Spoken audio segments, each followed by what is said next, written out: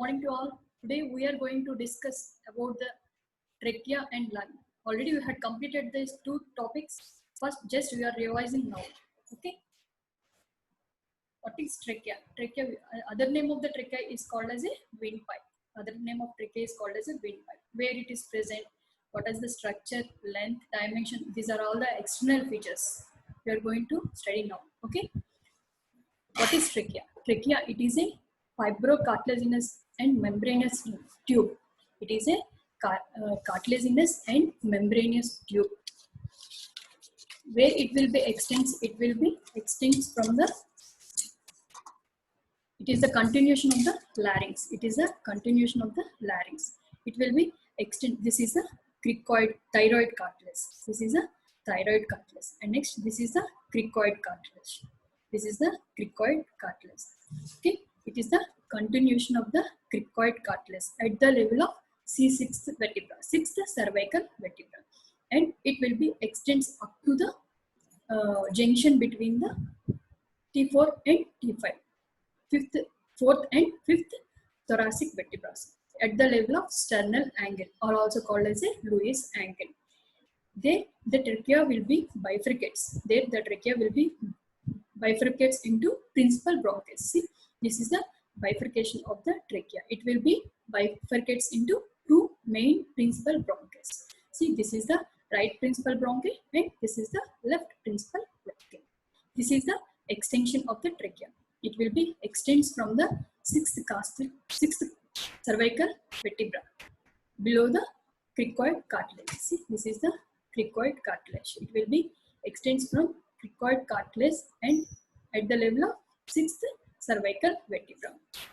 At the level of sternal angle, it will be bifurcates into two main principal bronchus. These are the two main principal bronchus which will be invaginates into the two lungs, right and left lungs, which will be these two principal bronchus which will be enters into the lungs, right and left lungs.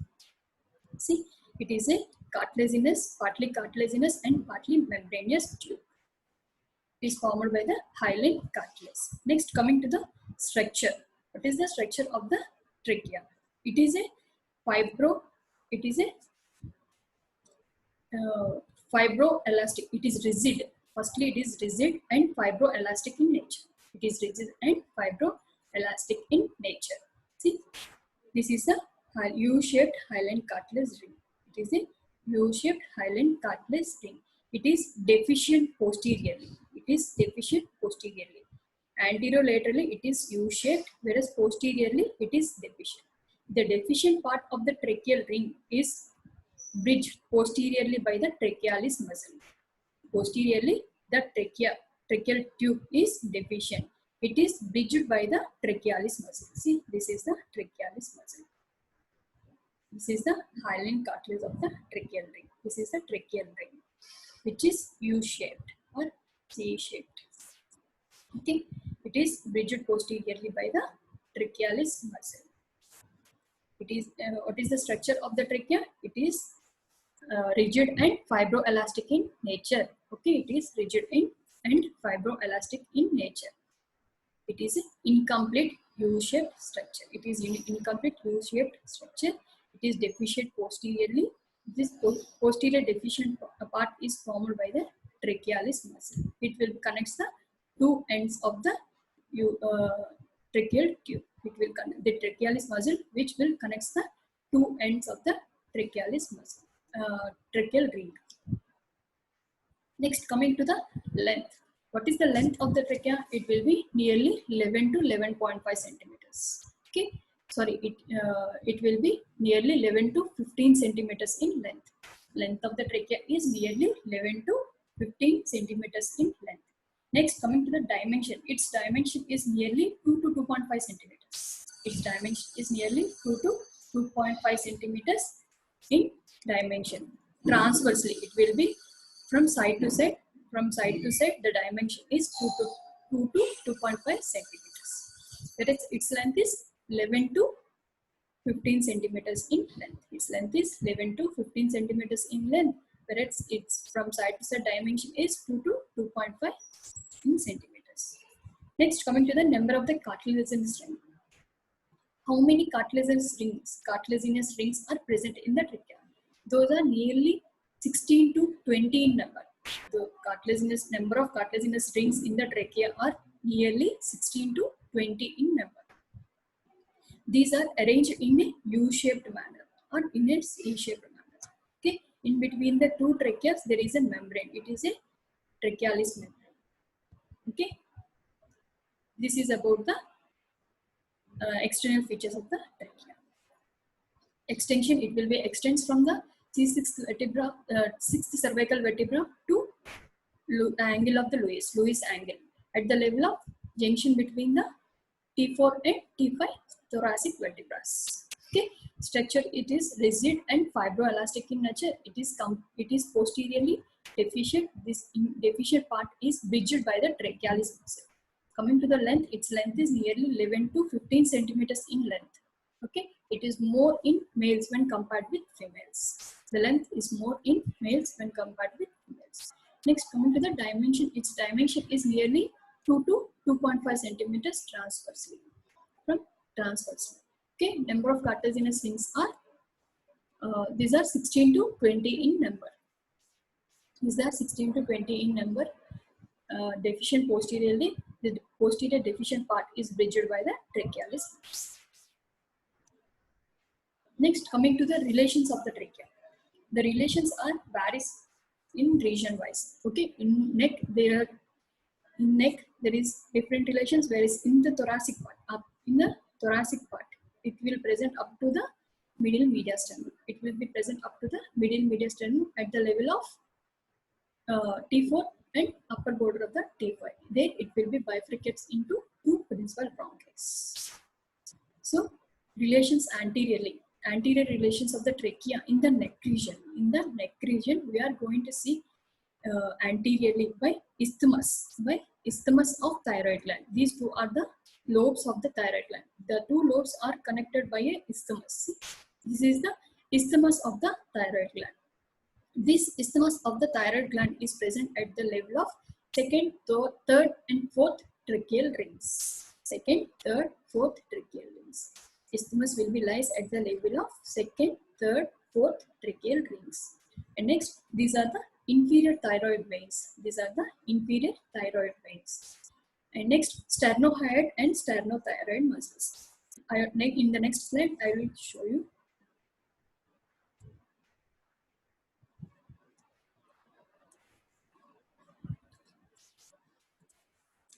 See, these are the anterior relations in the neck. Isthmus, inferior thyroid veins, sternohyoid and sternothyroid muscles, and all these are covered by a cervical fascia. These are the anterior relations in the neck. Whereas next, coming to in the thoracic region, relations in the thoracic region, it will be related with the manubrium sternum. We all know that we had studied about the parts of the sternum. Manubrium sternum, body of the sternum, and xiphoid process. Whereas this trachea will be related up to the manubrium sternum. So anterior relations for the trachea in the thoracic region is, first we are going to see the manubrium sternum, and next, if present, we are going to see a remnant part of the thymus. See, this is a remnant part of the thymus. It will be disappears as the age grows. This thymus is, we are going to see the thymus mostly in the children. It will be disappears in the adult. Okay. If there is a thymus, there is a remnant part will be present. It will be present in front of the trachea. And next, we are going to see some innominate veins. These are the innominate veins of the veins we are going to see in front of the trachea. And next, this is the arch of aorta. See, this is the arch of aorta, which we are going to see in the middle mediastinum. And next, we are going. This is the left common carotid artery. Left common carotid artery, and these are the deep cardiac plexus. These are the deep cardiac plexus. All these structures we are going to see in the thoracic region. What are the structures related in the thorax? Manubrium sternum and remnant part of the thymus, and left arch of aorta, left common carotid artery. All these things we are going to see in the thoracic region, along with the some deep cardiac plexus. These are the anterior relations of the trachea. Whereas next posteriorly, the posteriorly trachea will be related with the esophagus. Posteriorly, the trachea will be related with the esophagus. Already we had seen this in the dissection hall.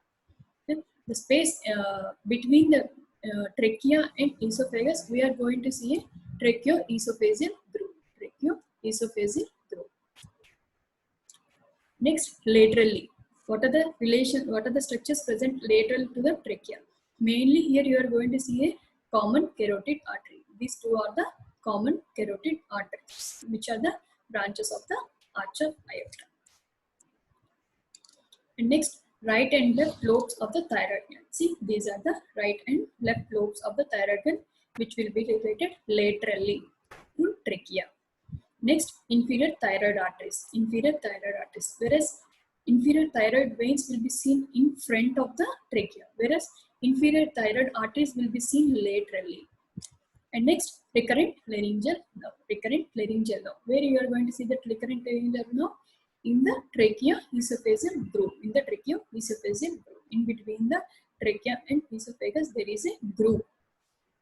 In that groove, you are going to see a recurrent laryngeal nerve. These are the relations of the trachea. See, this is the trachea, and behind that we are going to see a esophagus. This is the esophagus. And next, these are the common carotid arteries. Right and left common carotid arteries. And next to that, you are going to see right internal jugular vein and left internal jugular vein. And next, behind that, you are going to see this is the left subclavian artery. All these are the branches of the arch of aorta. See, this is the arch of aorta. And next, these are the pulmonary trunks. This is the superior vena cava. That superior vena cava, which will be related at the level of bifurcation of the trachea. Whereas it will be related to the right principal bronchus. The superior vena cava, which will be related anteriorly with the right principal bronchus. Superior vena cava. Here, that superior vena cava will be bifurcates into internal jugular vein and subclavian vein. Okay, these are the relations we are going to see in the trachea.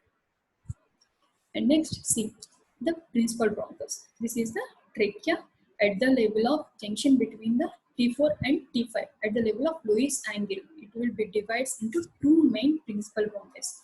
See, this is the right principal bronchus and this is the left principal bronchus. Right principal bronchus and left principal bronchus.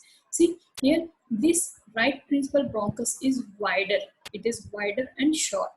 See, this is the right principal bronchus, which is wide and short.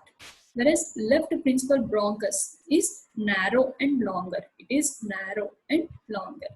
It is short and wide. It is narrow and longer.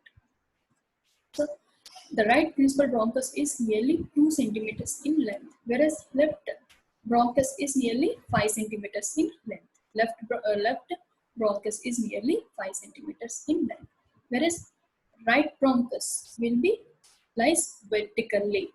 Whereas right principal bronchus which will be lies vertically, whereas left principal bronchus will be lies more horizontally. So, by seeing these features, the lung which will be trachea will be lies close to the right lung when compared with the left lung. Why? Because the principal bronchus is short and wider in the right lung when compared with left lung. Left lung principal bronchus is 5 centimeters, whereas right lung principal bronchus is 2 centimeters. That's why the right lung is more close to the trachea when compared with the left lung. So, heartbeats are very prominently here towards the right lung when compared with the left lung. And this is the pulmonary arteries. See, because the inhaled foreign bodies is much more likely to enter into the right bronchus because of the above facts. By these facts, whereas the right bronchus is shorter, the foreign bodies which will be enters through the air. The main function of the trachea is to for the passage of the air, to inhale the air. In that air, we are breathing some inhaled particles, foreign bodies. That foreign bodies which will be mostly enters into the right bronchus. Why? Because of the shortness of the right principal bronchus. Okay, this is about the main principal bronchus, right and left principal bronchus.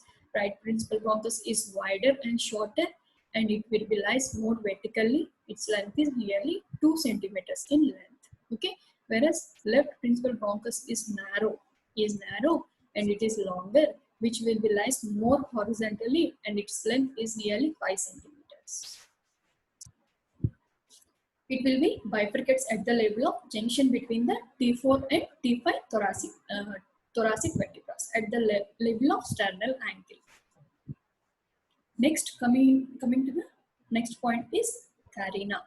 Carina. Already we had discussed about this carina. Okay, what is carina? It is nothing but a ridge on the internal aspect of the last tracheal ring. See, this is the trachea. This is the last ring of the trachea.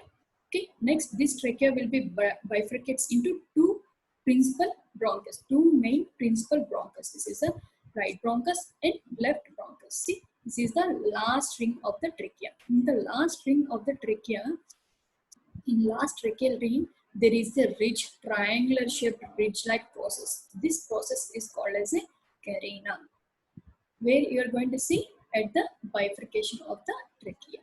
Okay, it is a ridge on the internal aspect of the last tracheal ring at the site of bifurcation of the trachea is called as a carina. Okay, it is important for 2 marks question. Okay, where it will be lies? It will be lies at the level of junction between the T4 or T5, or at the level of T5, upper border of the 5th thoracic vertebra. It will be bifurcates into two main principles. So it is the site where the carina is present. And next, carina. This is the angle between the two main bronchus, principal bronchus. This angle is nearly 65 degrees. Okay, carina angle is nearly 65 degrees. It is increased to 10 to 15 centimeters while during deep inspiration. Okay. Next, coming to the blood supply of the trachea. Blood supply of the trachea. Already you had seen the arteries, inferior thyroid arteries and bronchial arteries. So this inferior thyroid artery and bronchial artery. Inferior thyroid artery and bronchial artery. These two are the arterial supply of the blood supply of the trachea. And next, coming to the lymphatic drainage. Lymphatic drainage, it will be drains into the pretracheal and paratracheal lymph nodes. Along with it, it will be drains into the deep cervical nodes, deep cervical lymph nodes. It will be drains into the deep cervical lymph nodes. Okay. And next, coming to the nerve supply. Nerve supply, it has two types. Not two types, sympathetic and parasympathetic. Sympathetic nerve supply is by both vagus and recurrent laryngeal. Sympathetic nerve supply for the trachea is both vagus and recurrent laryngeal nerve. Whereas parasympathetic nerve supply is by upper 4 or 5 thoracic segments. Upper 4 or 5 thoracic segments. Okay. Blood supply of the thyroid gland is inferior thyroid artery and bronchial arteries. Inferior thyroid artery is a branch of thyrocervical trunk. Inferior thyroid artery is a branch of thyrocervical trunk. This thyrocervical trunk is a branch of a first part of the subclavian artery. Whereas bronchial arteries are the branches of descending thoracic aorta. Descending thoracic aorta. Okay, it's lymphatic drainage which will be drains into pretracheal, paratracheal, and deep cervical lymph nodes. Whereas venous drainage, which will be drains into the inferior thyroid veins. It will be drains into the inferior thyroid veins. Okay. Next, coming to the applied aspects of the trachea. See here. First, breath sounds. Breath sounds are more audible to the right lung. Already I had discussed about the principal bronchus, why it is audible towards the right lung because the right principal bronchus is shorter and wider when compared with left principal bronchus. Its length is right principal bronchus length is 2 centimeters, whereas left principal bronchus length is 5 centimeters. So The breath sounds are more audible over the right lung because the trachea comes more close to the right lung. Okay. Next, lung abscess. Lung abscess are most prominently at the apical segment of lower lobe and posterior segment of upper lobe. These are the two main lobes are most common site for lung abscess. Okay. Already you had seen the carina, subcarinal lymph nodes. Behind the carina, we are going to see a subcarinal lymph nodes. Those are enlarged during lung cancer. Those are enlarged during lung cancer. In that time, the subcarina angle will be increased. That subcarina angle will be increased. What is the normal range of the carina angle? It is nearly 65 degrees in 65 degrees. It will be increased more than 65. It will be increased up to 80. Nearly it will be increases up to from 70 to 80. It will occur during the lung cancer. In that time, these subcarinal lymph nodes will be enlarged. Okay. Next, tracheal stenosis. Tracheal stenosis. We all know that what is stenosis? Stenosis is nothing but narrowing a tracheal tube. Here, tracheal stenosis is nothing but narrowing of the trachea. In that time, the trachea will be surgically remove the constructed part, and again it will be rejoined with the rest of the part. During tracheal stenosis, the constructed part of the trachea will be removed and it will be rejoined. That is nothing but the tracheal stenosis. This is about the trachea. Next, coming to the lungs. Already we had discussed about the lungs and we had seen in the dissection hall also. Okay, no need of telling you, just we are revising here. What are the things we are going to discuss what are the learning objectives in the lungs?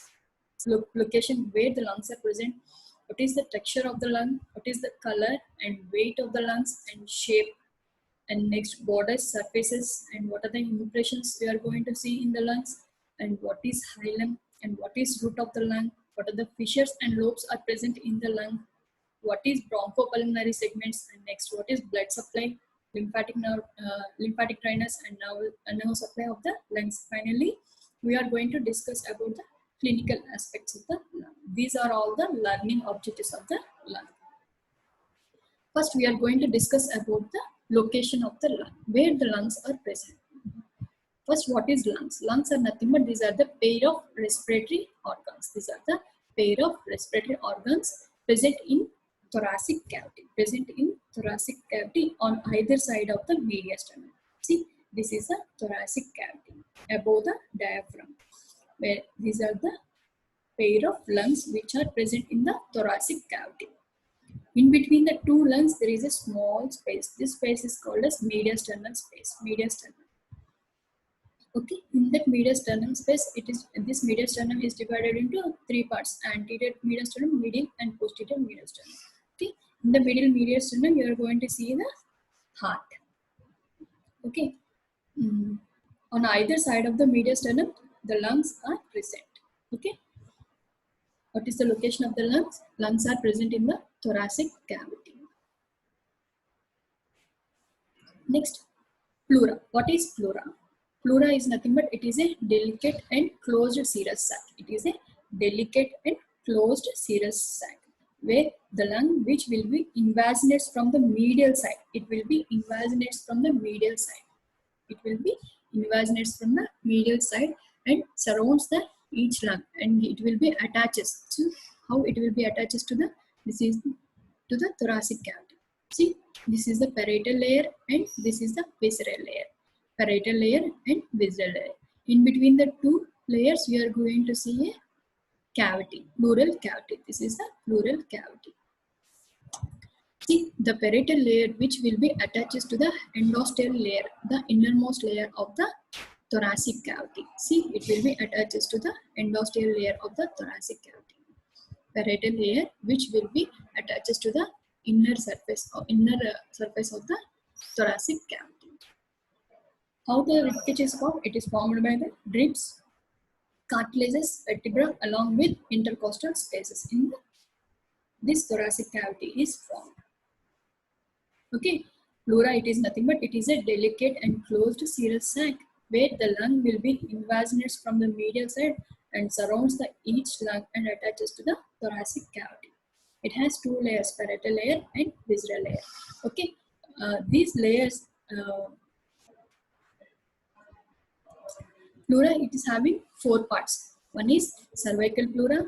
This is the cervical pleura, and why it is called as a cervical pleura? Because it is present in the neck region, so it is called as a cervical pleura.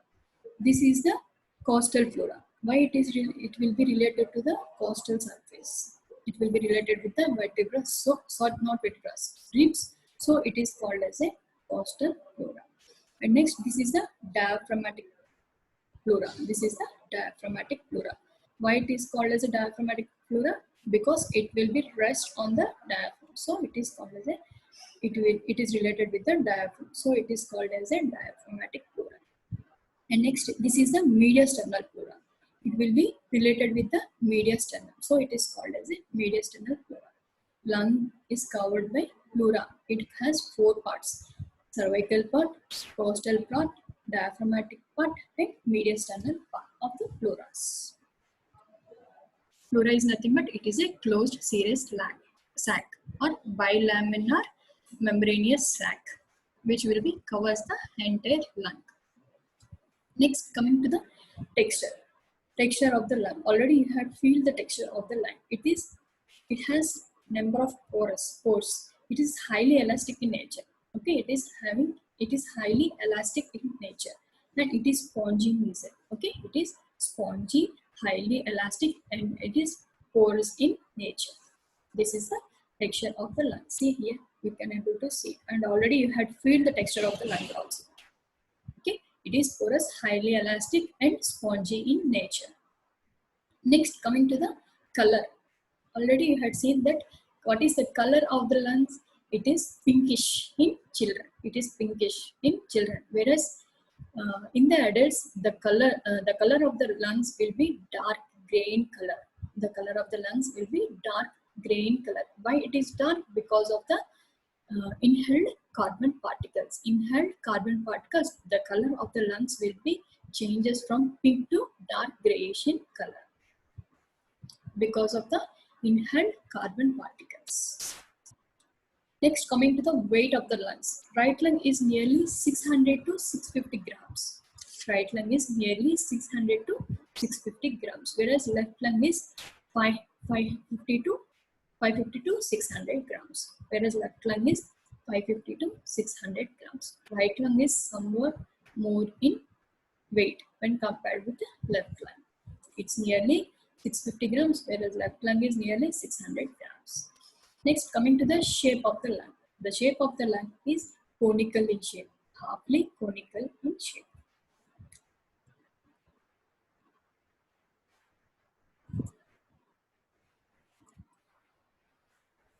Next, how we will determine the side? How we will determine the lung side? How we will determine the lung side? Side determination of the lung. See the apex. This is the apex should be faces upwards. Apex of the lung should be faces upwards. The anterior and posterior border should be lies medially. The anterior and posterior border should be lies medially. The concave base should be lies below. The concave base. This is a concave base should be lies below. Apex should be lies above, whereas anterior and posterior border should be lies in the medial side of the lung, whereas concave base should be lies below. By seeing these three features, you should keep the lung in an anatomical position. So each lung is having apex, base, and next two surfaces. One is mediasternal surface and other one is costal surface. This part is the costal surface. This is the mediasternal surface. And again three borders. It is having anterior border. This is the anterior border. And next this is the posterior border. And next this is the inferior border. Base is also called as a inferior surface. Base is also called as an inferior surface. So apex, base is also called as inferior surface, Next, mediasternal surface and costal surface. The area which will be related towards the mediasternum is called as a mediasternal surface. The area which will be related towards the costas and intercostal muscles, it will be related with the costal surface of the lung. And this is the base of the lung. Base of the lung is also called as a inferior surface, where it will be rest on the diaphragm. Next, this is the anterior border. Anterior border is thin. Anterior border is thin, whereas posterior border is rounded. The posterior border is rounded. Anterior border is thin and posterior border is rounded. See, there is a difference between right lung and left lung. In the left lung, in the anterior border of the left lung, you are going to see a cardiac notch. At the level of fourth costal cartilage, it will be deviates laterally. And next it will be turns downwards medially and forms a notch. See here, it forms a notch. It will be ends at the level of sixth costal cartilage.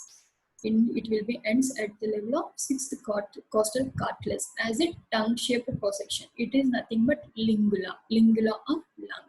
Okay, this is the cardiac notch. From where it will be arranged, it will be deviates from the fourth costal cartilage. It will be turns laterally, and next it will be turns downwards medially and forms a notch. That notch is nothing but cardiac notch. Where you are going to see the cardiac notch? On the anterior border of left lung, you are going to see a cardiac notch. This cardiac notch will be ends as a tongue-shaped projection. It is nothing but lingula. And next, coming to the posterior border. This is the posterior border. This posterior border is rounded. Okay. See, this posterior border is rounded. It will be related with the body of vertebrae and intervertebral discs.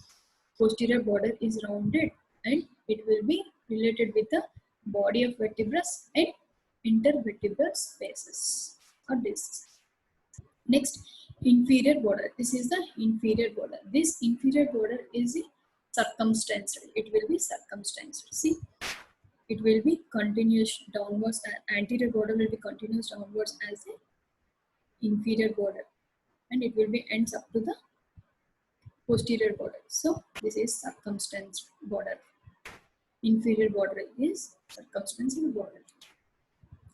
Okay, this anterior border, which will be separates the costal surface from the mediasternal surface. Anterior border separates the costal surface from the medial surface. Posterior border also separates posteriorly from mediasternal surface to the costal surface, whereas inferior border separates the costal surface from diaphragmatic surface and mediasternal surface.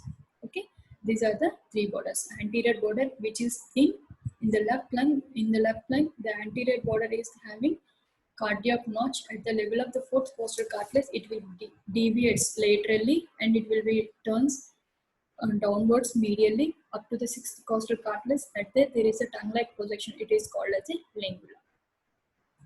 There, in the cardiac notch, you can feel the cardiac heartbeats, cardiac sounds, heartbeat sounds.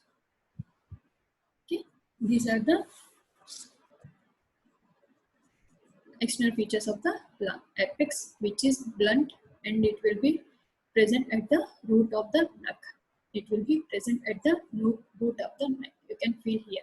Okay, which will be lies 2 to 2.5 centimeters. See, apex is blunt and which will be lies 2 to 2.5 centimeters above the medial end of the clavicle. You can feel that the medial end of the clavicle. Okay, from that it will be lies about 2 to 2.5 centimeters above the medial end of the clavicle. It will be projects up at the root of the neck, which will be lies at the root of the neck. Whereas it will be related with the first costal cartilage, 3 to 4 centimeters above the first costal cartilage. You are going to see the apex of the lung. Okay. whereas 2 to 2.5 centimeters above the medial end of the clavicle, whereas 3 to 4 centimeters above the first costal cartilage. Okay, the apex of the lung is covered by a cervical pleura. Apex of the lung is covered by the cervical pleura. Above the cervical pleura, it will be strengthened by a membrane. It is called as a suprapleural membrane, or also called as a Simpson's fascia. It will be strengthened by a Simpson's fascia. Cervical pleura, which will be strengthened externally by a Simpson's fascia. Coming to the relations in the apex of the lungs, apex of the lungs. Okay, where you're going to see the apex of the lungs in the root of the neck. It is covered by the cervical pleura, which is blunted. Okay, which will be how to feel? It will be 2 to 2.5 centimeters above the medial end of the clavicle, whereas 3 to 4 centimeters above the first costal cartilage. You are going to feel the apex of the lungs. Okay. Next, coming to the relations of the lungs. At the apex, what are the relations you are going to see in the lungs? See, apex anteriorly, it will be related with the subclavian artery and subclavian vein. Subclavian artery and subclavian vein.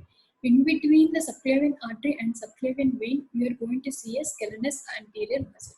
In between the scalenus and subclavian artery and subclavian vein, you are going to see a scalenus anterior muscle. Those are the relations anteriorly or in front. Okay. And next, see, this is the anterior part. This is the posterior part. Okay. Of the this is the apical part of the lungs. Apex of the lungs. So see, in front, it will be related with the sternohyoid and sternothyroid muscles. Okay. It will be related in front by sternohyoid and sternothyroid muscles. Behind that, we are going to see a thymus. Already we had discussed in the trachea. What are the relations in the thoracic part of the trachea? It will be related with the sternohyoid, and next this is the manubrium sterni. Okay, manubrium sterni, sternohyoid, sternothyroid muscles, and next that we are going to see a thymus. These are the thymus, and next behind that you are going to see inferior thyroid veins or inferior thyroid veins. Okay, these are the relations. Behind that you are going to see trachea. See, it is a U-shaped or universal-shaped trachea. The two ends of the trachea, which will be, it is posteriorly deficient. The posteriorly incomplete tracheal ring. Okay, it is posteriorly bridged by a muscle that is called as a trachealis muscle. This is a trachealis muscle. Okay, and behind that you are going to see esophagus. This is an esophagus. In between the trachea and esophageal groove. This is the groove of trachea and esophageal groove. Okay, in the tracheoesophageal groove, we are going to see a recurrent laryngeal nerve. Recurrent laryngeal nerve. This is the esophagus. Okay, this is the vertebra. See, at the apex of the lung, here anteriorly it will be related with the subclavian artery. Okay, for that subclavian artery, there is a one more branch. The main branch is internal thoracic artery. Already you had seen that internal thoracic artery while reflecting the thoracic wall, anterior thoracic wall. See, this is the internal thoracic artery. And next, this is the subclavian vein, brachiocephalic vein and brachiocephalic artery. Brachiocephalic vein and brachiocephalic artery. Behind that, you are going to see phrenic nerve and vagus nerve. Phrenic and vagus nerve. These are related to the apex of the lungs. Okay, these all will be lies just in front of the lung. Okay, whereas the subclavian artery brachiocephalic, which will lie just above the Simpson's fascia. Above the Simpson's fascia. Next, posterior relations at the apex of the lungs. Posteriorly, it will be related with the sympathetic trunks. Okay, sympathetic trunks, posterior intercostal veins, first posterior intercostal vein, first posterior intercostal artery, and first thoracic nerve, ventral rami of first thoracic nerve. These are the posterior relations at the apex of the lung. What are the relations at the apex of the lung? Sympathetic trunk, first posterior intercostal nerve vein, first posterior intercostal artery and first thoracic nerve, ventral rami of first thoracic nerve. Okay, and next medially it will be related with the recurrent laryngeal nerves, trachea and esophagus. Whereas on the left side here you are going to see a duct, that is nothing but thoracic duct here. Okay, these are the relations for the apex of the lung. Next, coming to the base of the lung. Base of the lung, which will be rest on the upper surface of the diaphragm, which is dome-shaped upper surface of the diaphragm. The base of the lung will be rest on the diaphragm. Okay, coming to the base of the lung, the relations for the base of the lung. The right lung will be rest on the right dome of the diaphragm. From right dome of the diaphragm, it will be related with the right lobe of the liver. Right lobe of the lung, base of the right lung will be related with the right lobe of the liver. In between the right base of the right lung and right lobe of the liver, there is a right dome of the diaphragm. Okay. Next, what are the relations for the left lung? Base of the left lung, which will be related with the left lobe of the liver, whereas the funded part of the stomach, whereas spleen. All these three will be related with the left base of the left lung. Base of the right lung will be related with the right lobe of the liver, whereas base of the left lung will be related with the left lobe of the liver, fundus of the stomach, and next it will be related with the spleen. Next, coming to the costal surface. Think mediastinal surface. This is the costal surface and this is the mediastinal surface. Costal surface, which will be related with the costus and intercostal spaces. These are the impressions for the ribs. In between the ribs, there is a elevating part. This part will be related with the intercostal muscles. This part will be related with the intercostal muscles. Okay, this is the costal surface. Again, next, coming to the medial surface. This medial surface is divided into two parts: mediastinal part and vertebral part. Anterior mediastinal part and posterior vertebral part. This is the posterior vertebral part. This anterior mediastinal part, which will be related with the mediastinum, whereas posterior vertebral part will be related with the bodies of the vertebrae and intervertebral discs. Okay, this is about the medial surface of the lung. Next, already we had discussed about the borders: anterior border, posterior border, and inferior border. Anterior border is thin and it is sandwiched between the thoracic cavity and mediastinum. It is sandwiched between the thoracic cavity and mediastinum. It is thin. Okay, in the anterior border, it will be related with the costo-mediastinal recess. Costo-mediastinal process. Whereas inferior border, posterior part and lateral part of the inferior border, which will be related with the costo-diaphragmatic recess. Costo-diaphragmatic recess. Lateral part and posterior part of the inferior border, which will be related with the costo-diaphragmatic recess. Okay, posterior border, which is rounded, and it will be related with the bodies of the vertebrae and intervertebral discs. This is about the borders and surfaces of the lungs. Next, coming to the impressions of the lungs. See, this is the right lung and this is the left lung. These impressions, costal surface will be related with the ribs and intercostal spaces. Apex of the relations at the apex we had studied. In front will be related with the subclavian artery, subclavian vein, and next scalenus anterior muscle. Behind it will be related with the head and neck of the first ribs. Head and neck of the first rib. Okay, and next, laterally it will be related with the scalenus medius and lower part of the brachial plexus, lower trunk of the brachial plexus. Apex relations. Okay, see impressions. These are the impressions of the right lung and these are the impressions of the left lung. See, this is the hilum of the lung and this is the root of the lung. Hilum of the lung and root of the lung. Okay, see, these are the impressions here. This vertical groove in front of the root of the lung. It is the groove for the brachiocephalic vein.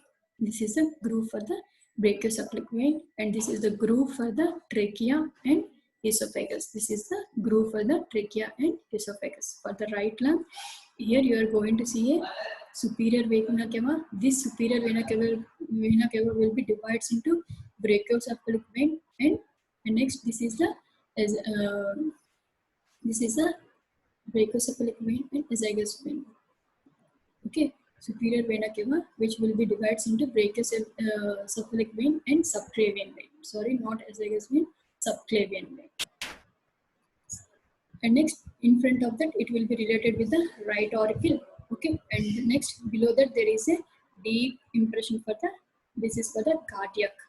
This is the side for cardiac impression. Okay, cardiac impression, and next here you are going to see right auricle. Behind that, this is the groove for superior vena cava. This superior vena cava will be bifurcates into brachiocephalic vein and subclavian vein. This subclavian vein will be arches above the root of the lung, just above the root of the lung. Okay, above that you are going to see trachea and esophageal grooves. Trachea and esophageal grooves. Okay, and next this is the related with the body of the vertebrae. These are the site for the impressions of bodies of vertebrae and intervertebral discs. This is about the right lung impressions. Next, coming to the left lung impressions. See, this is the left lung impressions. This is the costal surface. That costal surface which will be related with the ribs and intercostal muscles. Okay, and above the root of the lung, there is a groove for esophagus and trachea. See, these are the site for trachea and esophagus. In front of the trachea, we are going to see a groove that is called for subclavian artery. In front of that, you are going to see a groove for brachiocephalic vein. This is the groove for the aorta, descending aorta. This is a site for descending aorta. Okay, this is for the cardiac impression. Medial surface for the cardiac impression. Okay, these are the main impressions you are going to see in the lung. Mainly brachiocephalic vein, subclavian vein, trachea, esophagus, all these impressions and cardiac impressions. These are the main impressions you are going to see in the medial surface of the lung. Okay, these are all the mediastinal structures. Next, coming to the hilum of the lung. This is also an important question which will be given for 2 marks and 4 marks.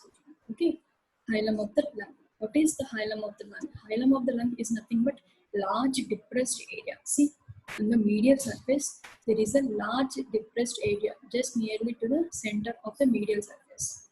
It is a large depressed area that lies nearly at the center of the medial surface. This is called as a hilum of the lung. Okay, the hilum of the lung, it is nothing but the structures which will be enters and leaves the lungs. Okay, the structures which will be enters and leaves the lungs. That is called as a hilum of the lung. Hilum of the lung is nothing but a large depressed area which will be present at the center of the medial surface of the lung. The structures which enters and leaves the lung is called as a hilum of the lung. Next, what is root of lung? Root of the lung. Root of the lung is nothing but enclosed short tubular sheath of pleura. See, this is the hilum of the lung. This is the root of the lung. This is the root of the lung. There is a small confusion between the hilum and root of the lung. Hilum of the lung is nothing but a large depressed area. This is called as the hilum of the lung. See, a root which will be enclosed by a short tubular sheath of pleura. Okay, this is a short tubular sheath of pleura which will be enclosed as the root. This is called as a root of the lung. Okay, it extends inferiorly as a narrow fold. It extends inferiorly as a narrow fold. That is nothing but a pulmonary ligament. See, this is the pulmonary ligament. Okay, this is the root of the lung. which will be continuous downwards as a narrow fold. It is called as a pulmonary ligament. Okay, pulmonary ligament is also an important 2 marks question. Whereas root of the lung, hilum of the lung, all these are very important questions for 2 marks. Okay, next, the root of the lung will be lies at the level of 5th, 6th, 7th thoracic vertebrae. The root of the lung which will be lies at the level of 5th, 6th, 7th thoracic vertebrae. Okay, this is about the root of the lung. Root of the lung, it is nothing but it is enclosed in a short tubular sheath of pleura. Short tubular sheath of pleura. Okay, extends inferiorly as a narrow fold, as called as a pulmonary ligament, which will be lies at the level of 5th, 6th, 7th thoracic vertebrae. Okay, that is called as a root of the lung. Next, we are going to discuss about the structures of root of the lung. Structures of the root of the lung. See, these are the structures present in the root of the lung. Okay, what are the structures you are going to see? Mainly principal bronchus, which will be enters into the lung at the level of T4 and T5 thoracic vertebra, at the junction between the 4th and 5th thoracic vertebra. It will be divided into two principal bronchus, right principal bronchi and left principal bronchi. The right principal bronchi which will be enters into the right lung, whereas left principal bronchi which will be enters into the left lung. Okay, these are the principal bronchus. These are the principal bronchus. And next, pulmonary artery, pulmonary veins. Okay, these are the pulmonary arteries and these are the pulmonary veins. Okay, principal bronchus, pulmonary artery, pulmonary veins. Okay, next, there are some small vessels. Those are bronchial veins. Already you had seen in the dissection. Okay, in the caloric lungs, you had seen that bronchial veins, anterior and posterior pulmonary plexus of nerves. Okay, anterior and posterior pulmonary plexus of nerves. All these will be seen in the here at the pulmonary ligament. These will be seen at the pulmonary ligament. Along with that, you are going to see some lymphatics. Okay, lymphatics. Along with that, some bronchopulmonary lymph nodes and areolar tissue.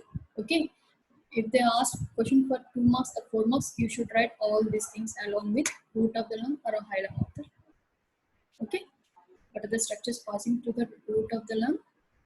Principal bronchus, pulmonary arteries, and next pulmonary veins, bronchial arteries, bronchial veins, anterior and posterior pulmonary plexus of nerves, along with it, lymphatics, bronchopulmonary lymph nodes, and loose areolar tissue.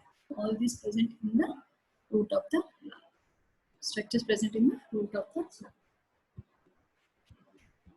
See, arrangement of the structures in the root of the lung. How the structures will be arranged in the root of the lung.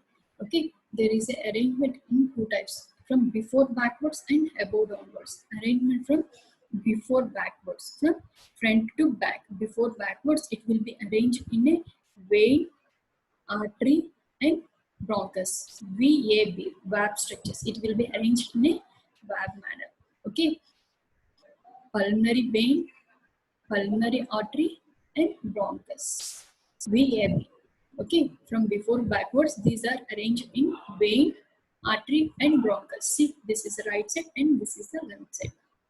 See, this is the vein, this is the artery, and bronchus. From before backwards, these are arranged in a VAB. Principal pulmonary vein, and next pulmonary artery, and bronchus. Okay, bronchus. From above downwards, there is a difference between right lung and left lung. Okay, from above downwards, there is a difference between right and left lungs. First, we are going to discuss about the right lung. See how they are arranged. In the right lung, we are going to see two bronchus. Okay, one is eparterial bronchus, other one is hyparterial bronchus. Eparterial bronchus and hyparterial. See, from above downwards, it will be arranged as a eparterial bronchus, pulmonary artery, hyparterial bronchus, and inferior pulmonary vein. From above downwards, we are going to see four structures. One is eparterial bronchus, pulmonary artery, hyparterial bronchus, and pulmonary vein. Above downwards. Okay. For the left lung, we are going to see here. pulmonary artery, bronchus, and pulmonary vein. Okay, pulmonary artery, bronchus, and pulmonary vein. For right lung, we are going to see 4 structures from above downwards, whereas from the left lung, we are going to see only 3 structures from above downward. Artery, bronchus, and vein in the left side, whereas in the right side, epiarterial bronchus, pulmonary artery, hypoarterial bronchus, and pulmonary vein. See, these are the arrangement of the structures in the root of the lung. From before backward, vein, artery, and bronchus. From before backwards, whereas from above downwards, epiarterial bronchus, pulmonary artery, hypoarterial bronchus, and pulmonary vein. Okay. Whereas from on the left side, also from before backwards, vein, artery, and bronchus. Whereas from above downwards, pulmonary artery, next bronchus, principal bronchus, and vein. Okay, and rest of the structures, see here, these are the pulmonary plexus of veins. Okay, these are the pulmonary plexus of veins. And now see, these are the pulmonary plexus. Okay, and next, these are the lymph nodes. What are the lymph nodes? Bronchopulmonary lymph nodes. Bronchopulmonary lymph nodes. And here you are going, this is the pulmonary ligament. This is the pulmonary ligament.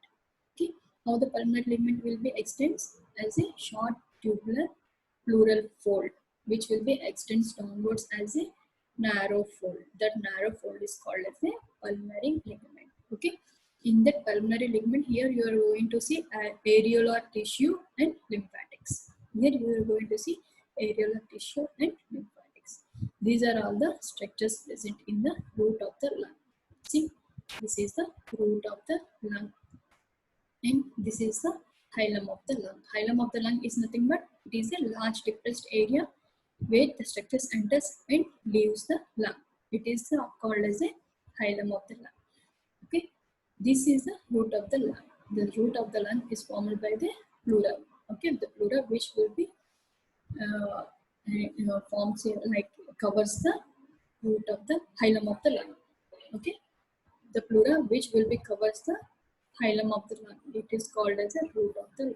The root of the lung will be extends downwards as a narrow fold. That narrow fold is called as a pulmonary ligament. Okay, these are the arrangement of the structures in the root of the lung. And next, fissures, how the lobe will be divides. Okay, by oblique fissure and horizontal fissure. Oblique fissure, it begins posteriorly. Okay, see, this is the oblique fissure. Where you are going to see the oblique fissure? In both the lungs, you are going to see oblique fissure. Whereas horizontal fissure will be seen only in the right lung. Okay, left lung is having single fissure, whereas right lung is having both horizontal and oblique fissures. See, oblique fissure, it begins posteriorly at the level of 5th thoracic vertebra and passes anterior inferiorly and meets up to the 6th costochondral junction. It will be extends up to the 6th costochondral junction. That is about the oblique fissure. In the left lobe, there is a only oblique fissure. That oblique fissure divides the left lung into 2 lobes, upper lobe, and this is the lower lobe, are also called as inferior lobe and superior lobe. Okay. Next, horizontal fissure. See, this is the horizontal fissure. This horizontal fissure, which will be extends from anterior margin at the level of 4th costal cartilage. Anterior margin at the level of 4th costal cartilage. It will be runs horizontally backwards and meets the oblique fissure at the mid-axillary line. At the mid-axillary line. So, this is a horizontal fissure which will be extends from the anterior margin of the 4th costal cartilage, runs horizontally backwards and meets to the oblique fissure. See, here in the right lung, you are going to see a horizontal fissure. Finally, this horizontal fissure divides the right lung into oblique fissure divides the right lung into upper lobe and lower lobe, whereas horizontal fissure divides into upper lobe into again 2, upper lobe and middle lobe. See, in the right lung, you are going to see 3 lobes. This is the upper lobe, this is the middle lobe, and this is the lower lobe. Okay. Right lung is having 3 lobes, whereas left lung is having 2 lobes. Right lung is having 2 fissures, whereas left lung is having only 1 fissure. Okay, main thing here is bronchopulmonary segments. Bronchopulmonary segments are nothing but these are well-defined areas of the lung. These are well-defined areas of the lung, each of which are aerated by a tertiary or segmental bronchus. Each of which are aerated by a tertiary or segmental bronchus. See, this is the trachea. These are the 2 principal bronchus. Again, this principal bronchus is divided into lobar bronchus. Lobar bronchus. Okay, this lobar bronchus is divided into segmental bronchus. That segmental bronchus will be divided into terminal bronchus. Terminal bronchus into respiratory bronchus. This respiratory bronchus will be as a alveolar ducts. The alveolar ducts are having alveolar sacs. See, these are the alveolar sacs. Alveolar sacs are having alveoli. Alveolar sac is having alveoli. Okay. Next, ultimately, see the bronchopulmonary segment having each lung is having 10 bronchopulmonary segments. Each bronchopulmonary segment is having 10 segments. Ultimately, pulmonary unit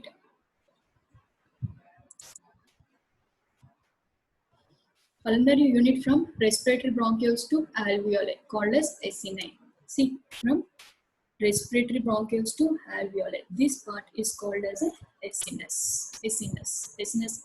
Okay, what is acinus? Acinus is nothing but respiratory bronchioles to alveoli is called as a acinus. Okay, these bronchopulmonary segments are pyramidal in shape. These are pyramidal in shape. Apex will be direct towards the apex root of the lung. Apex of the bronchopulmonary segment will be faces towards the root of the lung. Okay, each segment is an independent respiratory unit. Each segment is having an independent respiratory unit. See, this is an independent respiratory unit, and each segment has its own separate artery. Each segment has its own separate artery. Pulmonary veins, which will be runs in the intersegmental plane. See here, in between the two segments, the pulmonary vein will be runs. Whereas artery is having each segment is having its own artery, whereas vein is present in between the segments, intersegmental plane. Thus, bronchopulmonary segment is not a bronchovascular segment because it is having only an artery, whereas vein is present in the intersegmental plane. Okay, so thus bronchopulmonary segment is not a bronchovascular segment as it does not have its own vein. Okay, see, these are the 10 segments, bronchopulmonary segments for each lung. Okay, next coming to the blood supply. Right lung is having 1 bronchial artery, whereas left lung is having 2 bronchial arteries. Whereas these bronchial arteries are arteries from the aorta, descending aorta. Okay, venous drainage, bronchial veins, right bronchial veins which will be drained into azygous vein, whereas left bronchial vein will be drained into hemiazygous vein. Mostly greater part of the venous blood will be drained into the pulmonary vein. Okay, this is the venous drainage. Right, bronchial veins drains into azygous, whereas left side it will be drains into hemiazygous veins. Finally, this will be most of the lungs will be drains into the pulmonary veins. Okay, next coming to the nerve supply. All these are supplied by anterior and posterior pulmonary plexus, surrounded by the root of the lungs. Okay, these are supplied by anterior and posterior pulmonary plexus, which are surrounded at the root of the lungs. Already had seen in the previous slides. Okay, parasympathetic fibers are from both the veins. Okay, sympathetic fibers from upper 4 or 5 thoracic ganglions of sympathetic trunk. Okay, next coming to the applied aspects of the lungs. Okay, bronchogenic carcinoma. It is mostly seen in men because of smoking and taking alcohols. This bronchogenic carcinoma is mostly common in men. Okay, in that region, in the bronchogenic carcinoma, the supraclavicular lymph nodes are enlarged. Here, the supraclavicular lymph nodes are enlarged and these are hardened. Okay, segmentectomy. Okay, this bronchopulmonary segment is nothing but it is having the individual segment where there is a segmentectomy. If there is any abscess for that segment, only that segment will be removed. Okay, it will be occurs during lung abscess, whereas benign tumors and bronchitis. Okay, right. And next, lung tuberculosis. Okay, lung tuberculosis and bronchoscopy. During bronchoscopy there is a removal of foreign bodies. Okay, there is a removal of foreign bodies. Okay, agenesis of lung, it is mostly occurs in, it is as a congenital anomaly. Okay, okay, this is about the lung and trachea. Okay, lung.